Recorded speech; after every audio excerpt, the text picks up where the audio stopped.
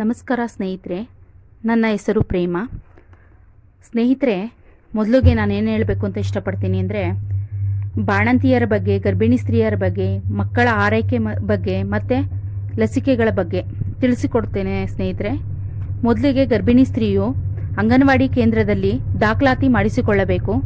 ಸ್ನೇಹಿತರೆ, ನಂತರದ ದಿನಗಳಲ್ಲಿ ಆಶಾ ಕಾರ್ಯಕರ್ತೆ ಮತ್ತು ಕಿರಿಯ ಆರೋಗ್ಯ ಮಹಿಳಾ ಸಹಾಯಕಿಯನ್ನು ಭೇಟಿ ಮಾಡಬೇಕು. ಆ ನಂತರ ನಿಮಗೆ ದಾಖಲಾತಿಗಳನ್ನು ಮಾಡಿಕೊಂಡು ಲಸಿಕೆಗಳನ್ನು ಹಾಕಿಸಿ ತಾಯಿ ಕಾರ್ಡ್ಗಳನ್ನು ವಿತರಿಸುತ್ತಾರೆ. ಸ್ನೇಹಿತರೆ, ನೀವು ಪ್ರತಿಯೊಂದು ಅನುಕೂಲಗಳನ್ನ ತಗೋಬೇಕು ಅಂದರೆ ನನ್ನ ಚಾನಲ್ ಸಪೋರ್ಟ್ ಮಾಡಿ, ಸಬ್ಸ್ಕ್ರೈಬ್ ಮಾಡಿ, ಲೈಕ್ ಮಾಡಿ, ಶೇರ್ ಮಾಡಿ. ಸ್ನೇಹಿತರೆ, ಈ ಥರ ಹೇಳಿ ನಾನು ನನ್ನ 2 ಮಾತುಗಳನ್ನ ಮುಗಿಸ್ತಾ ಇದ್ದೀನಿ. ಸ್ನೇಹಿತರೆ, ಜೊತೆಗೆ ಮುಂದಿನ ಬ್ಲಾಗ್ಸ್ನಲ್ಲಿ ನಾನು ಬೇರೆ ಬೇರೆ ವಿಷಯಗಳನ್ನ